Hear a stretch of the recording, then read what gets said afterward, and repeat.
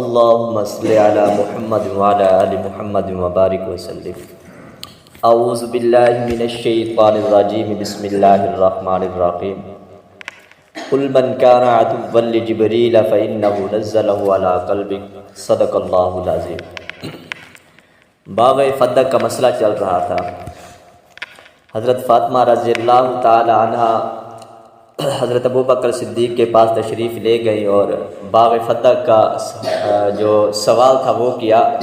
تو حضرت ابو بکر صدیق نے حضور صلی اللہ علیہ وسلم کی حدیث سنا کر پیچھے بھیج دیا کہ حدیث تھی کہ انبیاء علیہ الصلوۃ والسلام کی جو ہے وراثت نہیں ہوتی، نہ مالی وراثت ہوتی ہے اور نہ ہی متولیانہ وراثت ہوتی ہے. تو حضرت ابو بکر صدیق نے فرمایا کہ جس طرح حضور صلی اللہ علیہ وسلم باغ فدق کو تقسیم کیا کرتے تھے تو میں بھی اسی طرح اس کو تقسیم کروں گا.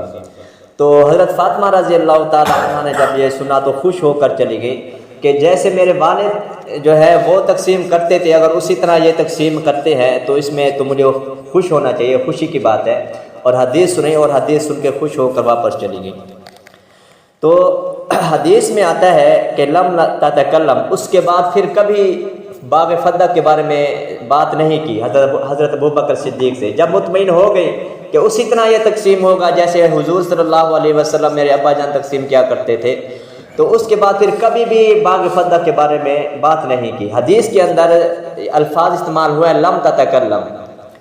تو اس حدیث سے، اس لم تتکلم سے کچھ لوگوں کو غلط فہمی ہوئی ہے اور انہوں نے لم تتکلم سے یہ سمجھ لیا ہے کہ کبھی بھی کوئی بات بھی نہیں کی، یعنی اس سے مطلب یہ ہے کہ حضرت ابو بکر صدیق سے ناراض ہو گئی. تو حالانکہ لم تتکلم سے مطلب یہ ہے باغ فدق کے بارے میں کبھی بھی بات نہیں کی. مطمئن ہو گئی تھی، خوش ہو گئی تھی کہ اسی طرح تقسیم ہوگا جس طرح میرے والد صاحب تقسیم کیا کرتے تھے. تو پھر باغ فدق کے بارے میں پھر کبھی بات نہیں کی.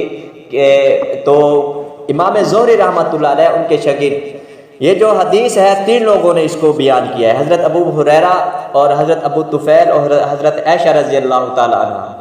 تو حضرت ابو ہریرہ اور حضرت ابو طفیل جو انہوں نے حدیث بیان کیا اس میں تو غضبت کے الفاظ ہے ہی نہیں. انہوں نے یہ بیان نہیں کیا کہ حضرت فاطمہ ناراض ہو کر گئی تھی.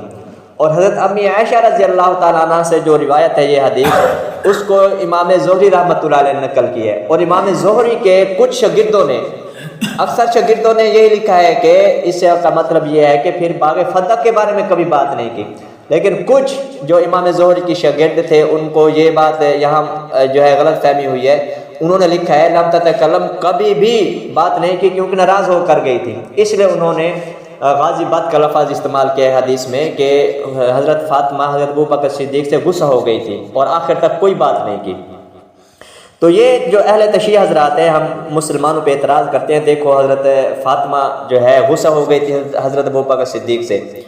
تو اس کا جواب یہی دیتے ہیں کہ جس طرح ایک مرتبہ کچھ دنوں کے لیے حضور صلی اللہ علیہ وسلم اپنے ازواج مطہرات کے ساتھ کے گھر نہیں جاتے تھے بلکہ بالا خانہ تھا اس میں سو جایا کرتے تھے، رات کو دن کو وہیں گزارتے تھے. تو کچھ صحابہ کرام نے اندازے لگائے کہ جو حضور صلی اللہ علیہ وسلم اپنے ازواج مطہرات کے پاس نہیں جا رہے تو لگتا ہے حضور صلی اللہ علیہ وسلم نے سب کو طلاق دے دی ہے. اس وجہ سے حضور صلی اللہ علیہ وسلم علیحدہ رہتے ہیں اور علیحدہ سوتے ہیں. تو یہ بات تھوڑی مشہور ہونے لگی تو حضرت عمر فاروق رضی اللہ تعالیٰ عنہ حضور صلی اللہ علیہ وسلم کے پاس تشریف لے کے گئے اور سوال کیا کہ کیا واقعی ایسی بات ہے کہ آپ جو ہے اپنے ازواج مطہرات کو طلاق دے دیے؟ تو حضور صلی اللہ علیہ وسلم نے فرمایا نہیں، میں نے تو نہیں دی، میں تو ویسے یہاں رہتا ہوں. تو جیسے صحابہ کرام کو اس غلط اندازہ جو ہے ان کا غلط نکلا کہ انہوں نے اندازہ لگایا، پکی بات نہیں تھی کہ حضور صلی اللہ علیہ وسلم جو علیحدہ اب رہتے ہیں، علیحدہ سوتے ہیں، اس کا مطلب ہے کہ حضور صلی اللہ علیہ وسلم نے سب ازواج کو طلاق دے دی ہے. جیسے ان کا اندازہ غلط نکلا تو اسی طرح امام زہری کے جو بعض شاگرد ہیں انہوں نے بھی لم تتکلم سے یہ مراد لیا کہ کبھی بھی جو ہے بات نہیں کی. حالانکہ کبھی کا مطلب یہ تھا کبھی بات نہ کرنے کا کہ باغ فدق کے بارے میں کبھی بات نہیں کی. تو جیسے حضور صلی اللہ علیہ وسلم نے بیان کیا کہ میں نے طلاق نہیں دی تو بات واضح ہو گئی. اسی طرح کسی نہ شیعہ حضرات نہ اہل سنت حضرات کی کتابوں سے یہ ثابت ہوتا ہے کہ حضرت فاطمہ نے خود کہا ہو کہ میں حضرت ابوبکر صدیق سے ناراض ہوئی ہوں، اور حضرت فاطمہ کی یہ بات کسی کتاب سے بھی نہیں ملتی. اور امام زہری کے بعض شاگردوں کو یہ غلط فہمی ہوئی ہے اور انہوں نے یہ اندازہ لگایا، ان کا یہ اندازہ جو ہے غلط نکلا ہے کہ کبھی بھی بات نہیں کی. تو شیعہ حضرات اگر حضرت ابوبکر صدیق سے حضرت فاطمہ ناراض ہو جاتی تو جب حضرت فاطمہ رضی اللہ تعالیٰ عنہ فوت ہوئی تھی تو ان کا جنازہ بھی حضرت ابوبکر صدیق نے پڑھایا. حضرت حدیث میں آتا ہے کہ حضرت عمر فاروق اور حضرت ابوبکر صدیق تشریف لے کے گئے اور حضرت ابوبکر صدیق نے حضرت علی سے فرمایا کہ آپ ان کا جنازہ پڑھیں کیونکہ آپ ان کے گھر والے ہیں، شوہر ہیں، تو آپ کا حق بنتا ہے. تو حضرت علی نے فرمایا کہ خلیفۃ الرسول، جو رسول کا خلیفہ ہو، اس کے ہوتے ہوئے میں جو ہے نماز جنازہ نہیں پڑھوں گا، بلکہ آپ کا حق بنتا ہے کہ آپ جنازہ پڑھیں. اگر بالفرض مان لیں کہ حضرت فاطمہ ناراض تھی حضرت ابوبکر صدیق سے، تو حضرت علی رضی اللہ تعالیٰ عنہ کیسے حضرت ابوبکر صدیق کو جنازہ پڑھانے دیتے؟ تو حضرت ابوبکر صدیق کا جنازہ پڑھانا اس بات کی دلیل ہے کہ حضرت فاطمہ رضی اللہ تعالیٰ حضرت ابوبکر صدیق سے راضی تھی، ناراض نہیں تھی. اور یہ بات تو کہیں سے ثابت نہیں ہوتی کہ حضرت فاطمہ نے خود کہا کہ میں ناراض ہوں. البتہ یہ بات ثابت ہوتی ہے کہ حضرت ابوبکر صدیق کچھ دن کے بعد، جب یہ سوال ہوا، کچھ دن کے بعد حضرت فاطمہ کے گھر تشریف لے کے گئے. حضرت علی بھی وہیں تھے اور حضرت فاطمہ بھی وہیں بیٹھی تھی. تو حضرت ابوبکر صدیق نے فرمایا کہ میری جان بھی اہل بیت پہ قربان ہے، میرا مال بھی اہل بیت پہ قربان ہے، میری جو اولاد ہے وہ بھی اہل بیت پہ قربان ہے. میں ہر چیز سے جو مقدم ہے جو ہے وہ اہل بیت کو رکھتا ہوں. تو اگر آپ کو کسی چیز کی ضرورت ہے تو میرا سارا مال آپ پہ قربان ہے، میری جان بھی قربان ہے اور میری اولاد بھی آپ پہ قربان ہے. یہ بات سن کر حضرت فاطمہ خوش ہو گئی. یہ خوشی کے الفاظ تو ملتے ہیں حدیث کی کتابوں سے، لیکن حضرت فاطمہ نے کبھی خود اقرار کیا ہو کہ میں حضرت ابوبکر صدیق سے ناراض ہوں. یہ کسی حدیث کی، نہ شیعہ حضرات کی کتب سے یہ لفظ ملتے ہیں، نہ ہی اہل سنت جو مسلمان حضرات ہیں ان کی کتب سے الفاظ ملتے ہیں. باقی شیعہ حضرات اعتراض کرتے ہیں کہ وراثت، تو ہم نے حدیث بیان کی تھی کہ نحن معاشر الانبیاء لا نورث ما ترکنا فہو صدقۃ، جو انبیاء علیہ الصلوۃ والسلام جو مال جو چھوڑ کے جاتے ہیں وہ صدقہ ہوتا ہے، ان میں وراثت نہیں چلتی. اہل شیعہ حضرات کہتے ہیں نہیں، وراثت تو چلتی ہے. کہاں سے ثابت ہے؟ وہ کہتے ہیں آپ کے قرآن سے ثابت ہے. جیسے یوصیکم اللہ فی اولادکم للذکر مثل حظ الانثیین، یہ حکم عام ہے کہ جب کوئی فوت ہو جائے کہ 2 حصے مرد کے جو بیٹا ہوتا ہے اس کے لیے ہوتے ہیں اور ایک حصہ جو بہن ہوتی ہے، بیٹی ہوتی ہے، اس کے لیے ہوتے ہیں. یہ تو سب کے لیے حکم ہے.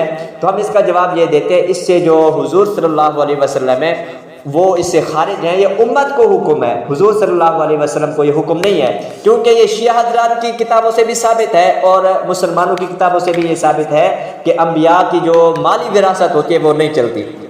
اسی طرح قرآن میں آیا ہے فَانْكِحُوا مَا طَابَ لَكُم مِّنَ النِّسَاءِ مَثْنَىٰ وَثُلَاثَ وَرُبَاعَ، کہ تم نکاح کرو 2 3 3 4 4. اب یہ بھی حکم عام ہے، جیسے یوصیکم اللہ فی اولادکم للذکر مثل حظ الانثیین میں حکم ہے، یہ بھی اسی طرح حکم عام ہے. تو کیا حضور صلی اللہ علیہ وسلم نے 4 نکاح کیے تھے؟ بلکہ آپ صلی اللہ علیہ وسلم کے پاس تو 11 شادیاں کی تھیں، 11 نکاح کیے تھے. تو جیسے حضور صلی اللہ علیہ وسلم اس آیت سے شامل نہیں ہے، بلکہ یہ آیت جو ہے نکاح والی 4 نکاح والی، تو یہ جیسے آیت امت کے لیے ہے، وہ یوصیکم اللہ فی اولادکم للذکر مثل حظ الانثیین والی آیت بھی امت کے لیے ہے، نہ کہ حضور صلی اللہ علیہ وسلم کے لیے. اسی طرح وہ ایک اور آیت پیش کرتے ہیں وَوَرِثَ سُلَيْمَانُ داؤد، کہ سلیمان علیہ السلام داؤد علیہ السلام کے وارث بنے. دیکھو وراثت تو ثابت ہے. اس کا جواب یہی ہے کہ اس وراثت سے مراد علوم ہے، نبوت ہے، کہ علوم اور نبوت جیسے الانبیاء ورثۃ الانبیاء، العلماء ورثۃ الانبیاء، کہ علماء انبیاء کے وارث ہے علوم میں، علم میں، اخلاق میں. اسی طرح جو سلیمان علیہ السلام وہاں وارث ہوئے ہیں وہ نبوت میں وارث ہوئے ہیں، علوم میں، اخلاق میں وارث ہوئے ہیں، نہ کہ مال میں. اگر مال میں وراثت ہوتی تو حضرت داؤد علیہ السلام کو 19 بیٹے تھے، تو صرف حضرت سلیمان علیہ السلام کو وراثت کیوں ملتی؟ بلکہ سارے بیٹوں کو برابر وراثت ملتی. اسی طرح ایک اور آیت پیش کرتے ہیں فَهَبْ لِي مِن لَّدُنكَ وَلِيًّا يَرِثُنِي وَيَرِثُ مِنْ آلِ یعقوب، کہ زکریا علیہ السلام نے دعا کیا ہے اللہ مجھے بیٹا عطا کر جو میرا بھی وارث بنے اور آل یعقوب کا بھی وارث بنے. تو اس کا بھی وہی مطلب ہے کہ اس سے مراد جو ہے وہ علمی وراثت ہے، نبوت والی وراثت ہے، نہ کہ مالی وراثت ہے، کیونکہ اس وقت آل یعقوب بنی اسرائیل لاکھوں کی تعداد میں تھے۔ اگر وراثت مالی ہوتی تو ان کی سب اولادیں جو تھی تو ان کو پھر ہم کہاں رکھیں گے، کیونکہ اس وقت جو ساری جو وراثت ہے وہ حضرت زکریا علیہ السلام کا بیٹا لے جاتا، اور باقی جو آل یعقوب کی اولاد ہے وہ پھر کہاں جاتی۔ تو اس وراثت سے مراد بھی علوم اور نبوت والی وراثت مراد ہے، نہ کہ علمی وراثت مراد ہے۔ باقی انشاءاللہ کل بتائیں گے کہ کل من کان عدوا لجبریل فإنہ نزلہ، اس کی کل تشریح کریں گے۔ اللہ تعالیٰ عمل کی توفیق عطا فرمائے۔